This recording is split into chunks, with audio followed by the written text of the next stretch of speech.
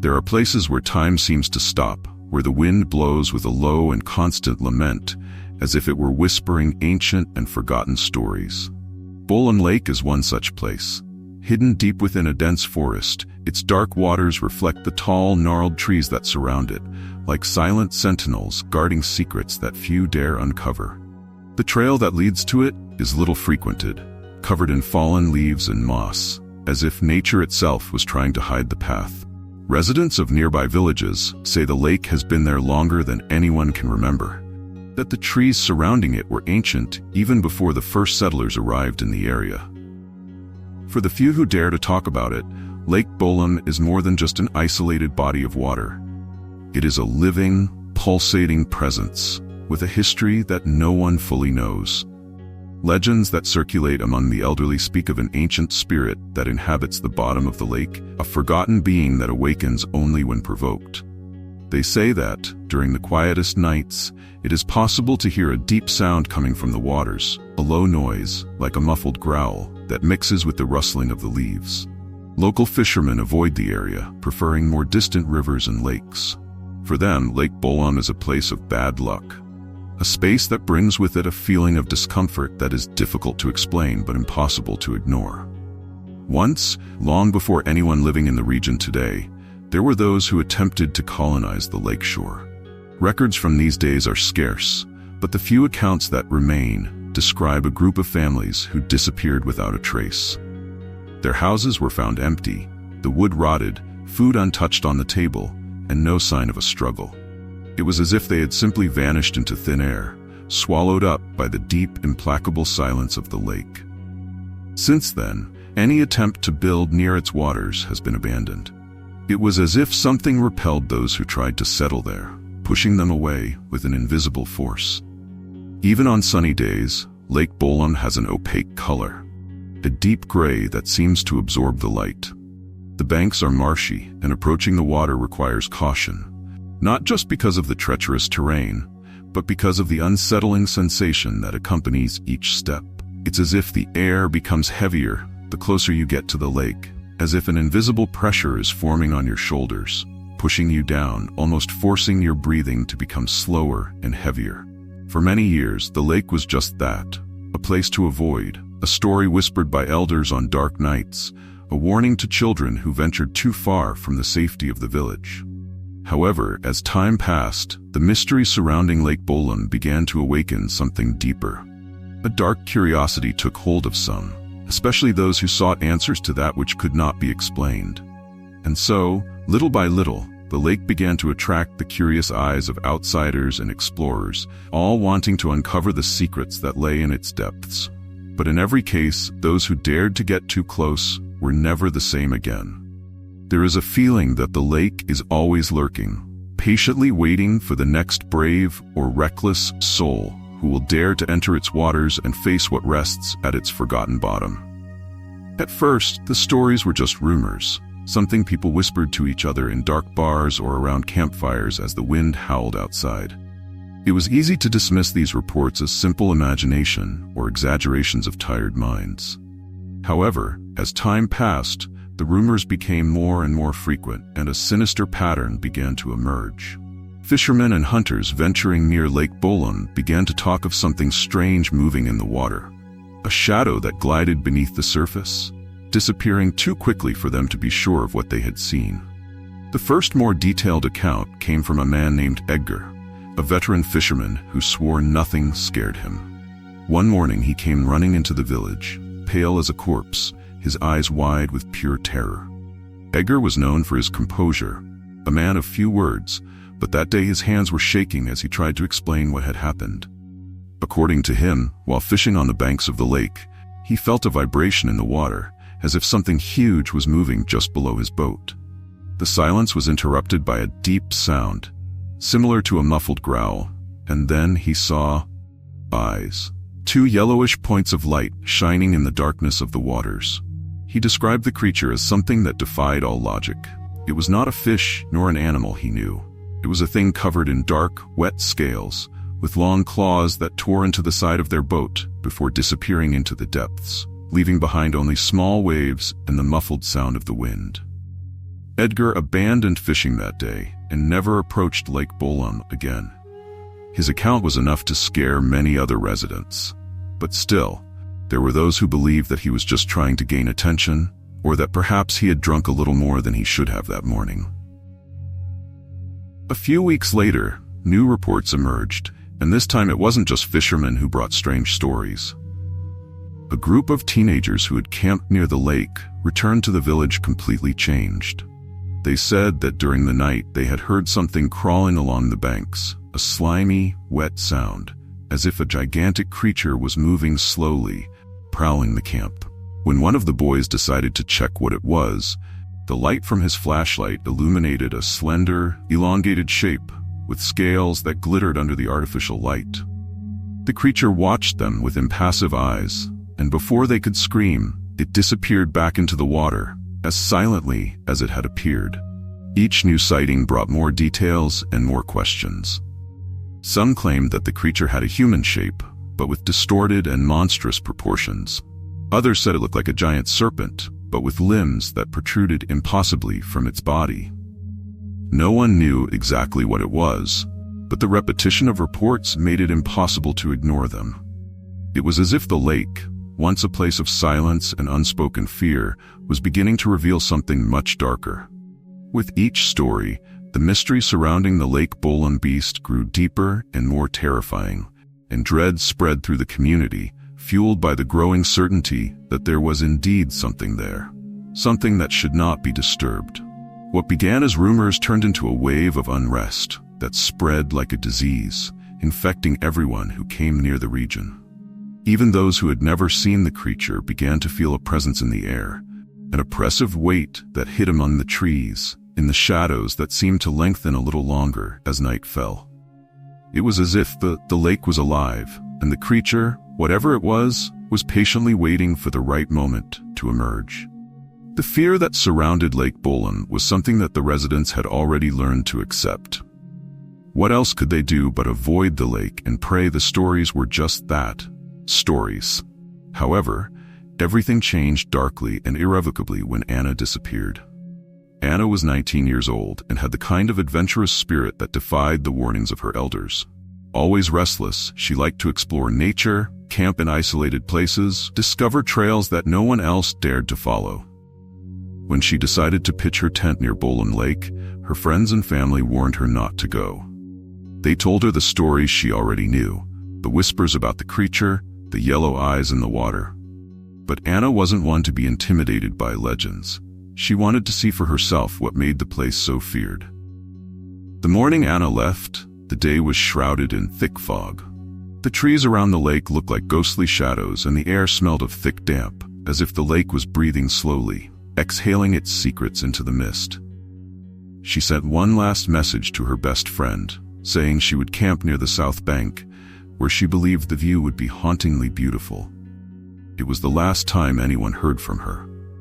When night fell and Anna gave no news, her friends began to worry, but tried to convince themselves that she was just out of reach, perhaps without a phone signal. However, when the second day dawned without any sign, alarms spread. A search team was quickly organized, made up of local volunteers and some police officers who had heard the stories but didn't believe them, until that moment. They searched the trail leading to the lake, and Anna's tracks were clear at first. Footprints in the mud, broken branches, and a red scarf she used to tie her hair, found lying next to a crooked tree. After that, the signals became confusing, almost as if Anna had been carried out of the way by an invisible force. When they finally reached the south bank, they found Anna's tent, but the scenario didn't make sense. Everything was as she had left it, as if she had gone for a short walk and was about to return. There was a cup of tea still full, cooling in the humid air. His flashlight, placed carefully next to his sleeping bag, was intact, but there was no sign of Anna, nor of any fight or clue to indicate what had happened. Just silence, a suffocating emptiness that hung over the lake, like a promise that something horrible had happened there. It was then that one of the men in the search party approached the water, trying to see beyond the murky surface. He swore that for a brief moment he saw something move below, something big and fast. But what really left him petrified were the 2 points of light that appeared at the bottom of the lake, those same yellow eyes that Edgar had spoken of. The man retreated immediately, and the rest of the group moved away, not daring to look into the liquid darkness for long. The search for Anna continued for days, with teams increasingly exhausted and desperate. They searched the forest, followed any trace, however faint, but the lake seemed to swallow not only their hopes, but also reality itself. After a week without any new clues, the searches were stopped. The residents, who previously only avoided Lake Bolam as a precaution, now had an uncomfortable and terrible certainty. There was something there that did not want to be found, and that had taken Anna to the bottom, to a place where no one else would find her. The truth is that there was a shared feeling that messing with the lake would attract consequences. Those who dared to investigate deeply, whether out of curiosity or duty, came away changed. It wasn't something you saw on the outside, but rather a change in the eyes, as if they had seen something they shouldn't have seen, something they couldn't explain, and that haunted them even in their most peaceful moments. It became difficult to ignore the feeling of being watched, even when far from the forest, even within their own homes. The windows started to be closed earlier, and the balcony lights were left on all night, as if this could ward off the darkness that lurked on the other side. Among younger people, curiosity persisted, of course. There were always those who secretly told horror stories about the lake and made bets on who would be brave enough to get closer to the shore. But deep down, even the most daring were hesitant to venture too far. There was something in the eyes of the elders, a seriousness and genuine fear that made the challenge lose its charm.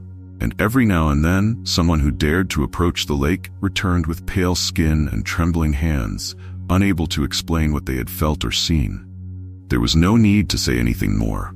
The expressions spoke for themselves. The silent pact wasn't just a choice. It was a form of protection, an agreement with fear itself. Residents knew that sometimes silence is the price you pay to keep evil dormant. So they avoided mentioning Anna's name, averted their eyes whenever the fog descended thickly over the lake, and talked about ordinary things, as if what lurked in the dark waters had never existed. But there was a problem with this pact. It did not erase the truth. And the truth, deep in their souls, was that Lake Bolam was more alive than ever, hungry for attention, eager to claim more than secrets and whispers. The creature, whatever it was not satisfied with the silence, and at any moment it could demand more than the pact could offer. As time passed, Anna's disappearance was slowly buried in silence. But the legend of Lake Bolam did not remain dormant for long.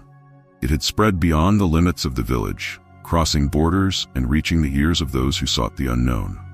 It was only a matter of time before outsiders began arriving, explorers and investigators of supernatural phenomena, willing to risk everything in the name of disturbing discoveries.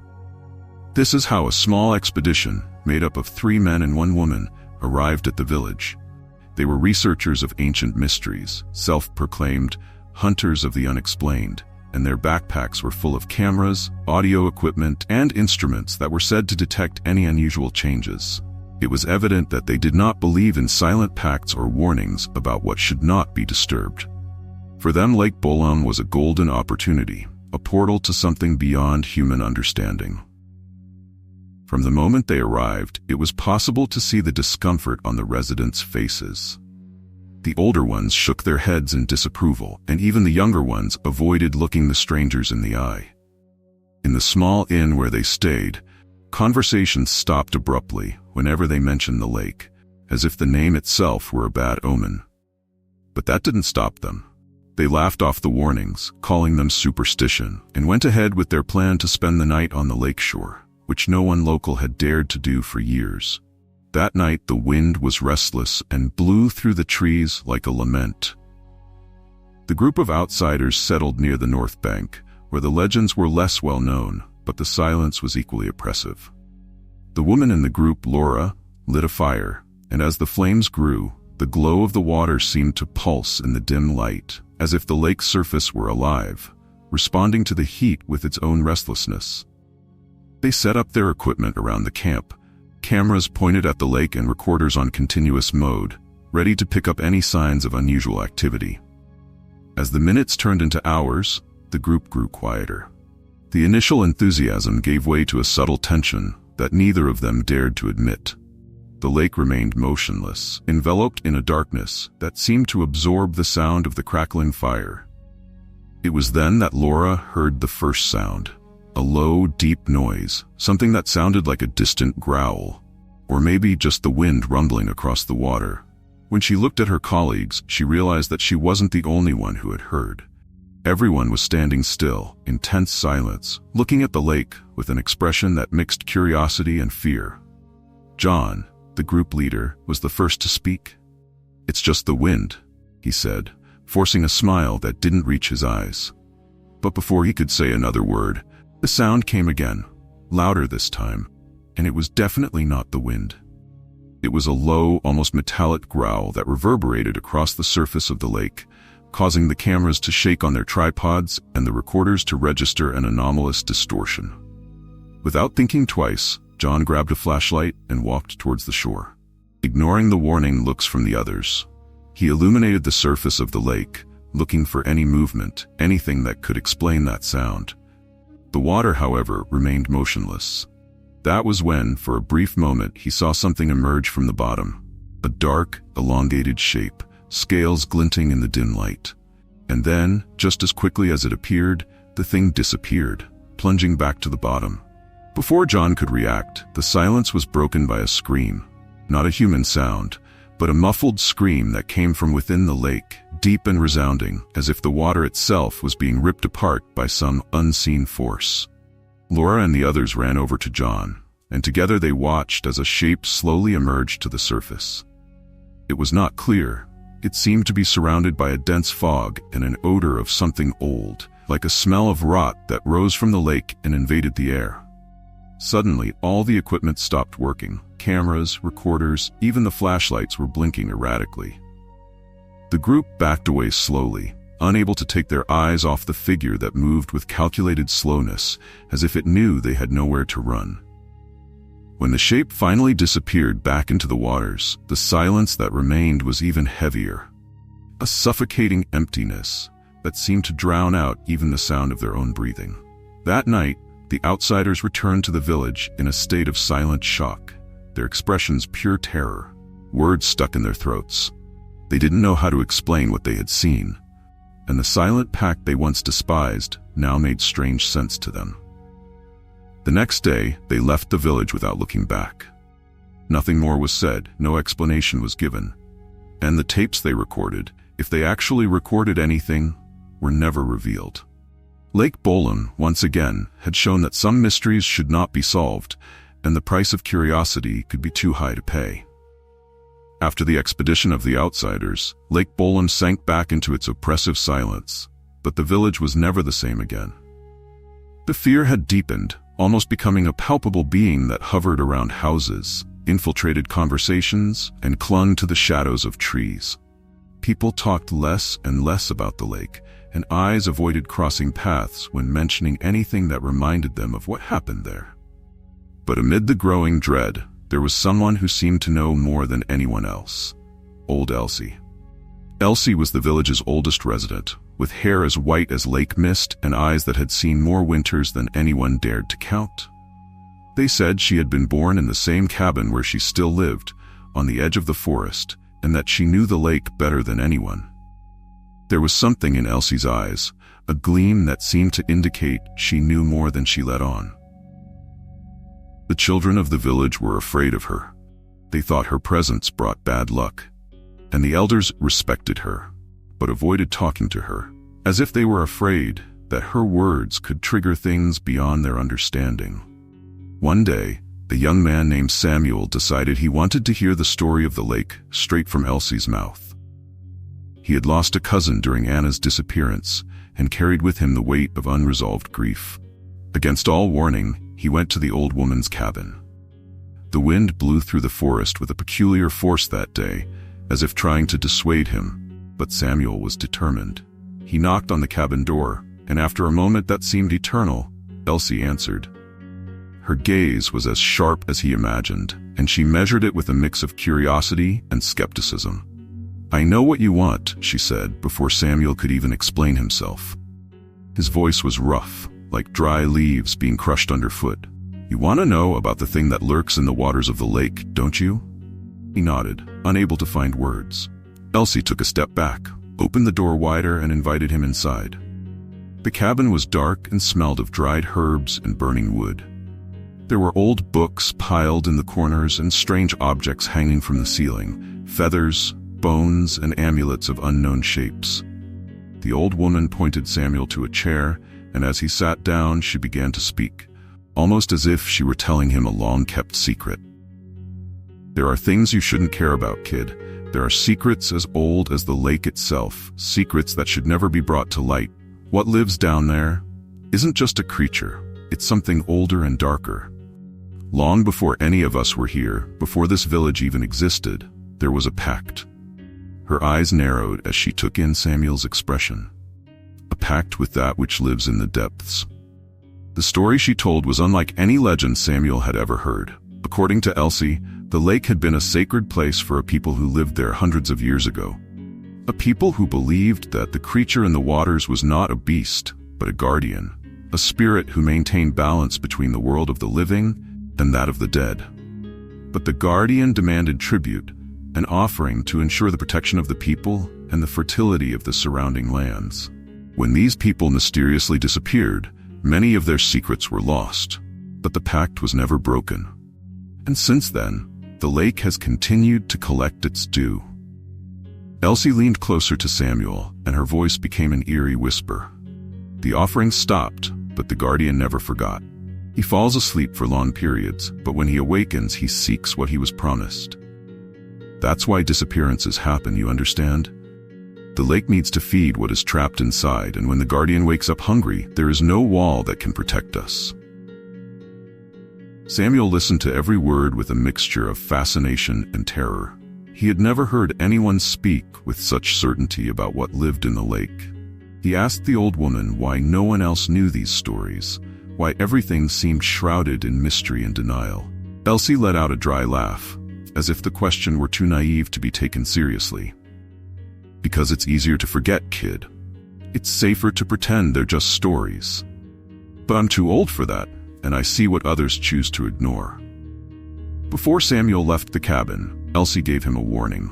"If you approach the lake, do so with respect. Do not provoke that which sleeps in the depths, and if you ever feel that you are being watched, retreat. The guardian does not forgive the curious, and his appetite is far greater than anyone can satisfy." When Samuel left there, the forest looked different. The sound of leaves in the wind sounded like an endless whisper, and the fog over the lake, which had previously seemed only natural, now gave him chills. Elsie's words kept echoing in his mind. With every step he took back home, he felt the shadow of the lake stretching over him, reminding him that some secrets are not meant to be discovered, and that the price of curiosity can be one's sanity. The days followed Samuel's meeting with Elsie, but the old woman's words wouldn't leave his head. He tried to convince himself that everything was just stories about a lonely lady haunted by her past. But the more I tried to ignore it, the more I seemed to be drawn into the mysteries of the lake. There was something about the way the old woman spoke about the pact, something so real and sinister, that made Samuel wonder if the creature in the lake was not just a legend, but a living part of a forgotten story. Curiosity consumed him, and Samuel began searching for old village records, anything that could confirm Elsie's stories. In the small local library, he found dusty books and documents that no one seemed to have touched for decades. He leafed through forgotten files, reports from former residents, and little by little, a dark plot began to form. Apparently, the village had been founded on the ruins of an ancient village that had disappeared without a trace. There was no official mention of rituals or pacts, but in some pages of diaries, written almost erased by time, he found references to something they called the Watching of the Waters. The Watching of the Waters, according to the fragments he managed to gather, was a ritual performed by the lake. Ancient residents believed that water was a door to the afterlife, a veil between the world of the living and the dead. The ritual was intended to calm the entity that inhabited the lake, an offering to ensure the prosperity of the community and protect the village from calamities. Typically, tribute was made with valuable items, sometimes animals. That night, Samuel left the cabin feeling a weight on his chest. He knew that the choice he would make would not only affect him, but everyone in the village. The ritual that had been forgotten for so long now became his responsibility, a dark inheritance he had never asked for. As he walked away, the wind whispered through the trees, and he could swear that, coming from the depths of the lake, there was a low, pulsing sound, like the beating of a hungry heart awaiting its offering. As the days passed, the feeling of urgency grew in Samuel's chest like an indomitable flame. The village was plunged into a sickly silence, as if everyone knew something dark was approaching, but no one dared admit it. The nights grew darker and the air felt thicker, filled with oppressive expectation. The lake, always quiet, now seemed to pulse with a life of its own, as if it was anxiously awaiting the arrival of something. Samuel knew that the night of the new moon would be decisive. He had spent the last few days trying to find a way to perform the ritual without paying the required price. But old Elsie had made it clear that the lake would accept no substitutions or gimmicks. The offering needed to be meaningful, something with life, and the guardian would not forgive if the sacrifice was not in accordance with the ancient pact. As he walked through the forest on the night of the new moon, Samuel felt the weight of each step. The sky was completely dark, without stars, as if the universe itself had closed in on itself. In his backpack, he carried what he hoped would be enough to calm the lake entity, a young goat, a symbol of purity and innocence. It was the closest sacrifice he could find, something that seemed less cruel than any other alternative. Still, there was a persistent voice in his mind that whispered that it wouldn't be enough, that the lake would take an even greater toll. When he reached the shore, the scene was unsettlingly still. The water was still, like a black mirror reflecting the darkness around it. Samuel set up a small altar with smooth stones and damp moss, as Elsie instructed. His hands shook as he lit a candle and placed the tethered goat beside the altar. The animal bleated softly, as if sensing what was about to happen, and Samuel felt his heart sink. He whispered a prayer, an attempt to appease his own conscience and, perhaps, reach the entity that inhabited the lake. When the candle was placed in the center of the altar, Samuel spoke the words Elsie had taught him. It was an ancient invocation, in a strange language that seemed to come out of his mouth, as if it had been engraved in his mind a long time ago. As the song ended, the wind blew across the surface of the lake, a shiver that made the candle flames flicker. The silence grew heavier, oppressive, and then he heard it, the sound of something moving in the depths. The water began to ripple slightly, and gradually, a low, reverberating sound emerged from the depths, similar to a distant growl. Samuel saw, eyes wide with fear, a shape slowly emerging from the liquid darkness. It was unclear, as if it were shrouded in thick shadows that moved around it, but he could make out eyes that glowed like embers. It didn't look like an animal, nor an ordinary creature. It felt like a presence, a primal, hungry force. Samuel offered the goat in a last gesture of hope, hoping it would be enough. But when he released the animal towards the lake, he realized his mistake. The goat hesitated, backing away in panic, its eyes reflecting the same terror that Samuel felt. The entity in the water continued to emerge, indifferent to the offering. The lake was not satisfied. The ancient ritual demanded more than Samuel was willing to give, and he felt desperation grip him like an icy fist. Then, a guttural voice, deep and scratchy, echoed in his mind, although his lips didn't move. The pact is not fulfilled with animal blood. What the lake wants is your soul or a human life, something precious, something irreplaceable. The words rang in his head like distant thunder. Samuel looked at the goat, which was struggling to get away from the lake, and then he looked at the water, where the presence was getting closer and closer. He realized there was no easy escape. When the voice sounded in his mind again, despair turned into absolute panic. Offer the true sacrifice, or be devoured yourself.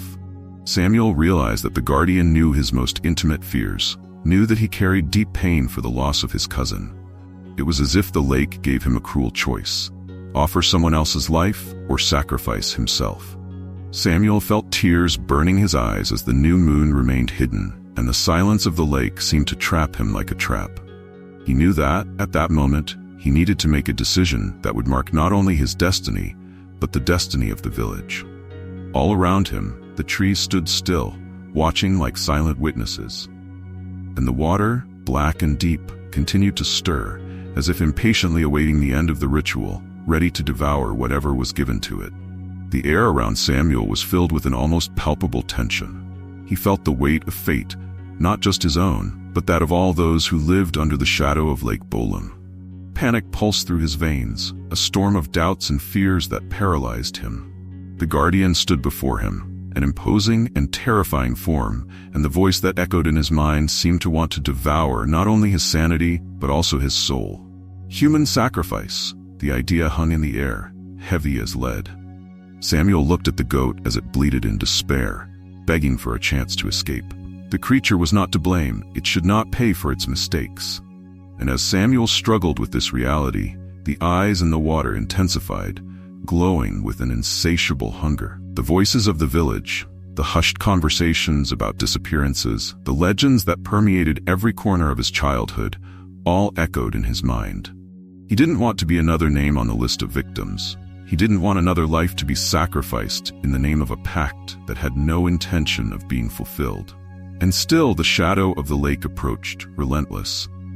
Samuel remembered Anna, his cousin, and how full of life she had been. Her laugh echoing in his memory like a melancholy refrain. He couldn't just stand there and let someone else be taken.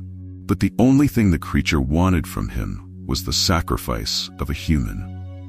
The guardian seemed to exult in his torment, and doubt began to turn to anger. Why should he be the one chosen to shoulder this burden?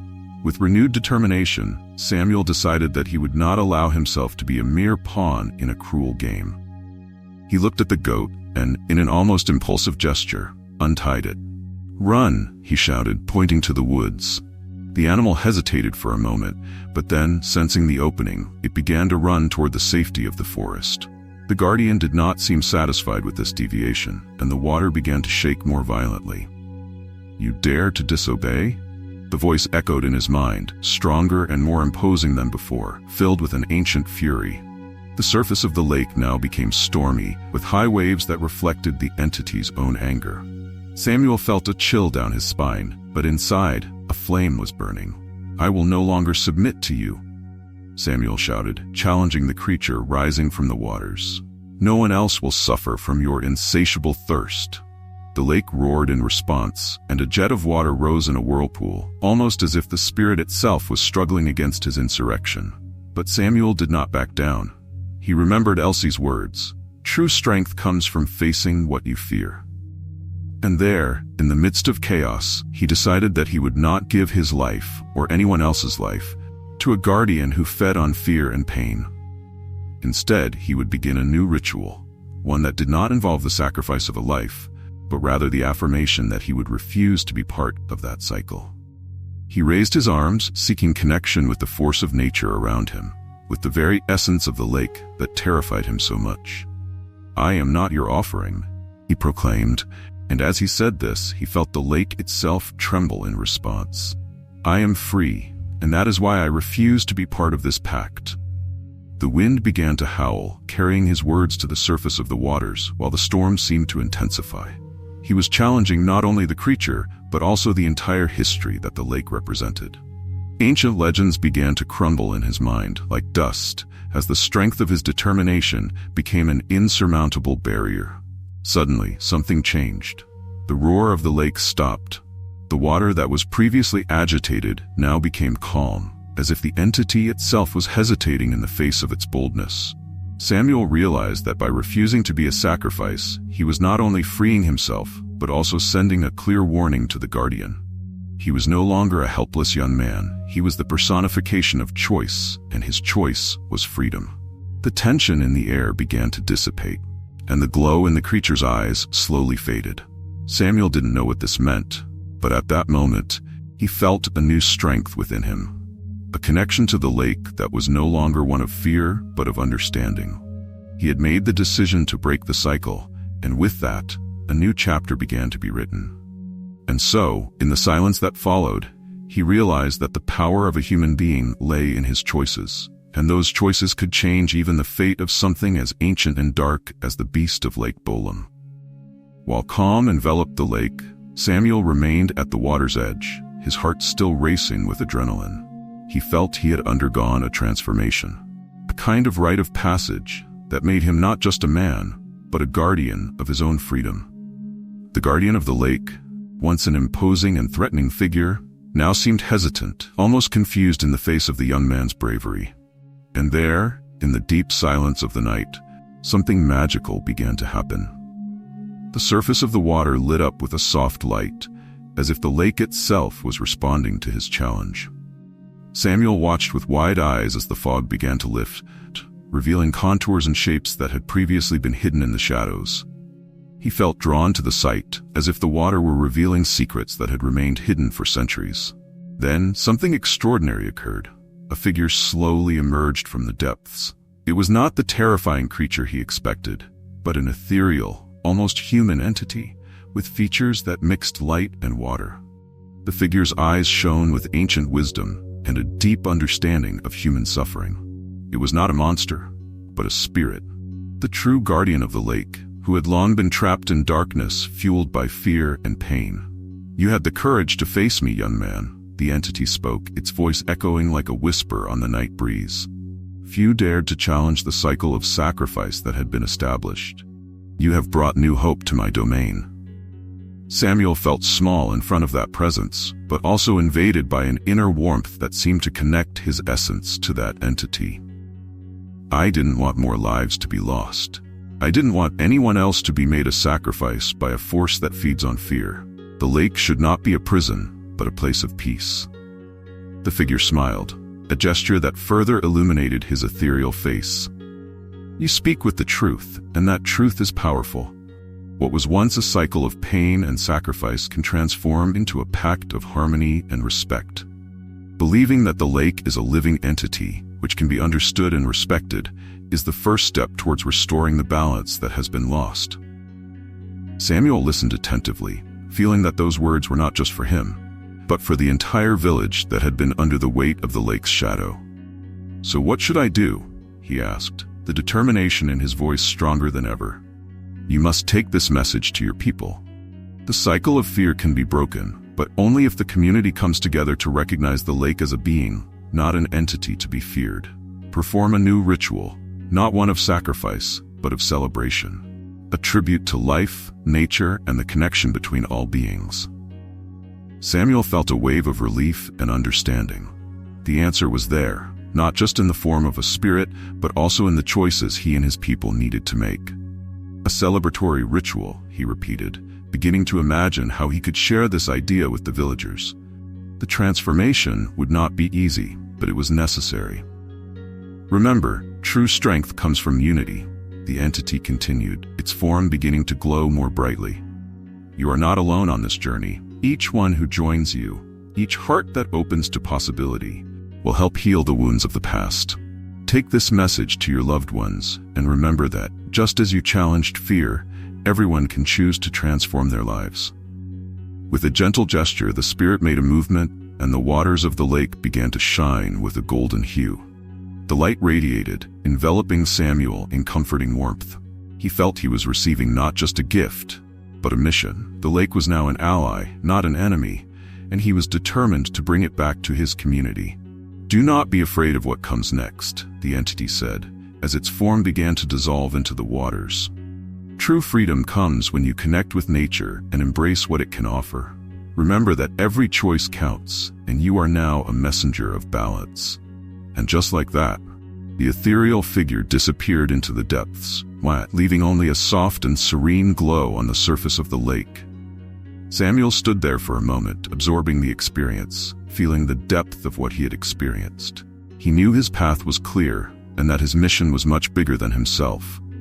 With renewed determination, he turned and began walking back to the village. The echoes of his voice and the entity's words resonated in his mind. A celebration, not a sacrifice. And as he walked further away from the lake shore, he felt that, even in the midst of the darkness, a new light was beginning to shine. Samuel was ready to face the future, not as a terrified young man, but as a bearer of truth, a defender of a new era of hope and unity. Until next time.